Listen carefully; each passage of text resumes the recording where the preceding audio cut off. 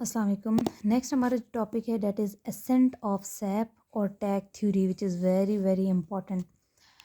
अब अगर हम असेंट ऑफ सैप की बात करें तो सैप का मतलब क्या होता है? What is SAP? सैप का मतलब होता है mixture of water and salts. हम ये कह सकते हैं कि सॉल्ट या फिर मिनरल्स जो होते हैं वो, और जब वाटर आप उसमें मिक्स हो जाते हैं ना तो उस पर्टिकुलर सोल्यूशन को आप क्या कहते हैं? सैप। और एसेंट का मतलब होता है ऊपर जाना। ठीक हो गया।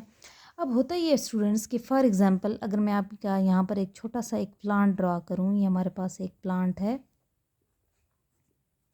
ठीक है। ये उसकी रूट्स हैं, ये उसका स्टेम है और ये इसके क्या हैं? लीव्स हैं। अब हमें पता है कि पानी जो होता है वो वाटर जो होता है वो किधर होता है? सॉइल में होता है। सॉइल से ये वाटर किधर जाता है? रूट में। रूट से स्टेम, और स्टेम से किधर जाता है? लीव में। और जब लीव में वाटर आ जाता है तो यहाँ पर क्या होती है? फूड सिंथेसिस, यानी प्लांट अपना क्या करता है? फूड बनाता है। अब ये जो हमारे पास मैकेनिज़्म है, ये जो कि हमारे पास मिट्टी से रूट के अंदर वाटर कैसे जाता है, ये हमने कल पढ़ लिया था। हमने कहा 3 पाथवेज होते हैं जिसके ज़रिए वाटर मूव करता है। सिम्प्लास्ट होता है, एपोप्लास्ट होता है, या फिर वैक्यूलर पाथवे होता है। अब रूट के अंदर पानी आ चुका है, जड़ के अंदर पानी आ चुका है। अब हमने ये डिस्कस करना है कि ये पानी ऊपर लीव तक कैसे पहुंचेगा। देखिए, हम सब एक चीज़ से फेमिलियर हैं जिसको हम कहते हैं ग्रेविटी।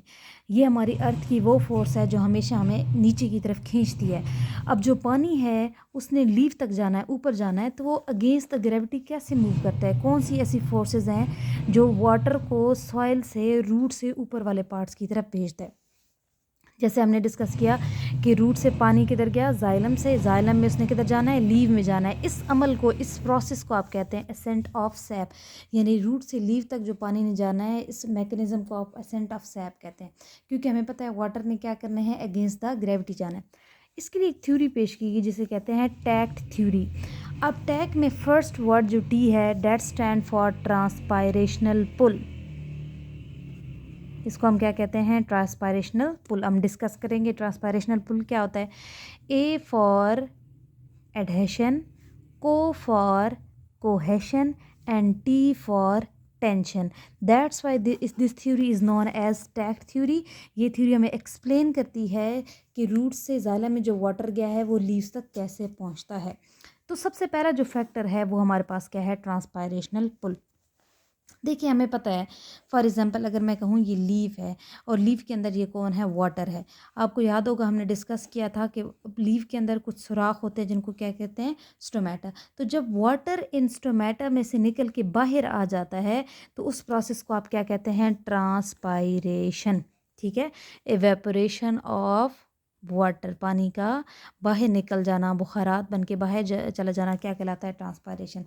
तो जब पत्ते में से पानी बाहर जाएगा तो उसकी वजह से क्या होगा कि पत्ते के अंदर पानी की कमी हो जाएगी। जब पानी की कमी हो जाएगी तो रूट की तरफ एक हमारे पास पुल क्रिएट होगा, एक खिंचाव पैदा होगा कि ज़्यादा से ज़्यादा वाटर को एब्जॉर्ब किया जाए।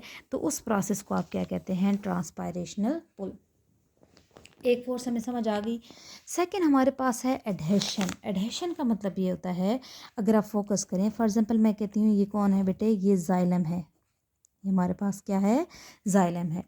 और यहाँ पर ये जो एक सर्कल मैंने ड्रॉ किया, ये हमारे पास कौन है? वाटर। एक ये है, ये सारे हमारे पास क्या हैं? वाटर के मॉलिक्यूल हैं।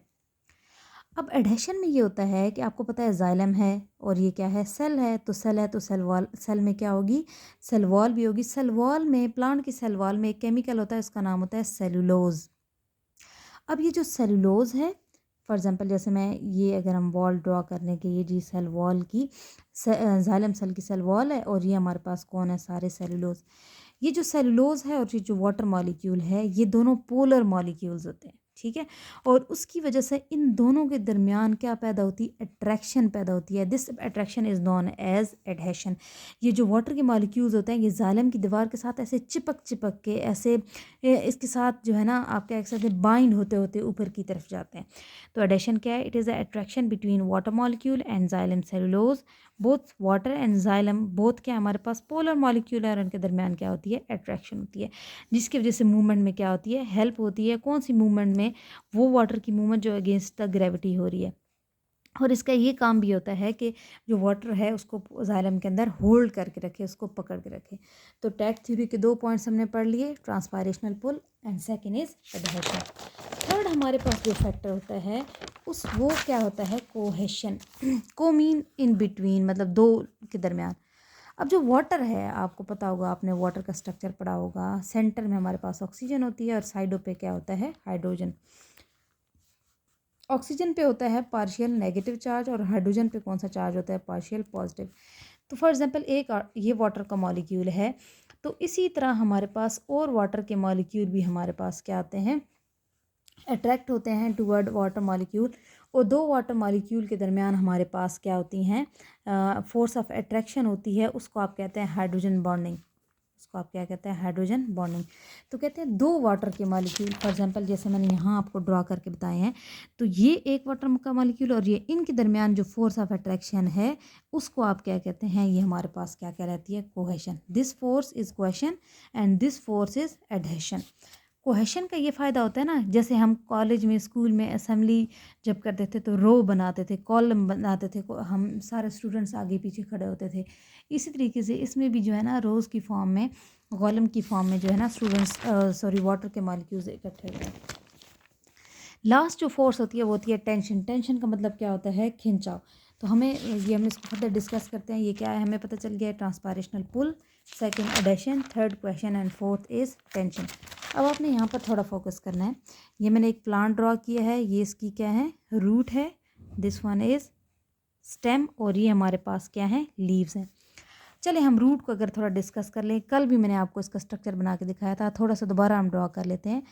ये हमारे पास सेल्स की लेयर होती है, इसको आप कहते हैं एपिडर्मिस। फिर आपको याद होगा एक ब्रॉड जोन होता है सेल का, उसको आप क्या कह रहे थे, ये कौन है, कॉर्टेक्स।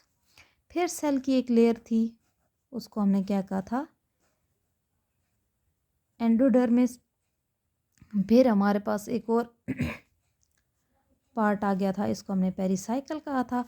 और फिर हमने कहा था कि कौन है, जाइलम। क्या है, जाइलम। 3 पाथवे से, एपोप्लास्ट, सिम्प्लास्ट, कौन कौन से, apoplast, symplast and vacuolar pathway. In 3 pathway के ज़रिए वाटर जो है वो यहाँ से किधर पहुँच गया है, जाइलम में पहुँच गया है। जैसे हम इसको थोड़ा इस तरह कर लेते हैं ताकि हमें आइडिया हो जाए। अब ये जो जाइलम है ये किधर मौजूद है बेटे, स्टेम के अंदर।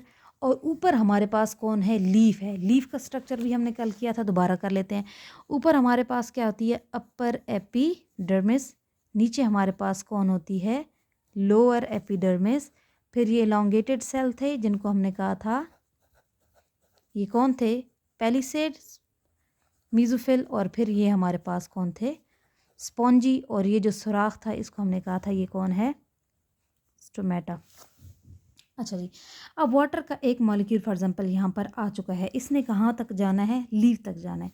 तो फॉर एग्जांपल अब आपको पता है कि ये वाटर के मॉलिक्यूल्स हैं, ये आपस में क्या बनाएंगे बेटे, बॉन्ड बनाएंगे।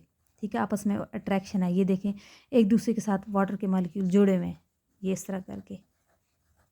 और आपको पता है इस प्रोसेस, इस अट्रैक्शन को क्या कहते हैं, कोहेशन। दूसरा, ये किसके साथ चिपके हुए हैं, with wall of xylem vessel, xylem की दीवारों के साथ चिपके हुए हैं ऐसे करके। और इस फोर्स को आप क्या कहते हैं, एडहेशन। तो 2 फोर्सेस आपको पता चल गई, कोहेशन और एडहेशन। अच्छा, यही वाटर का कॉलम जब लीव के अंदर जाता है, फॉर एग्जाम्पल देखें ये लीव के अंदर पानी ये पहुंच गया, तो आपको पता है कि ये स्टोमेटा के ज़रिए पौधे से बाहर चला जाता है। ये देखिए पानी बाहर जा रहा है, तो जब पानी यहाँ से बाहर जाता है तो पीछे एक टेंशन क्रिएट होती है कि और ज़्यादा वाटर को क्या किया जाए, एब्जॉर्ब किया जाएगा। ज़ाहिर है जितने पानी के मॉलिक्यूल यहाँ से निकलेंगे पीछे, उतनी पानी कम हो जाएगा यहाँ पर। जब यहाँ पर पानी कम होगा तो और ज़्यादा वाटर को क्या किया जाएगा, एब्जॉर्ब। तो जब यहाँ से पानी निकलेगा और पीछे की तरफ वाटर के मॉलिक्यूल्स को खींचा जाएगा, तो उस फोर्स को आप क्या कहते हैं, उसको आप कहते हैं ट्रांसपायरेशनल पुल। ट्रांसपायरेशनल पुल क्रिएट होता है, टेंशन क्रिएट होती है, जिसकी वजह से ज़्यादा से ज़्यादा यहाँ पर पानी एब्जॉर्ब किया जाता है और यहाँ से उसको क्या किया जाता है, बॉडी से बाहर, प्लांट से बाहर।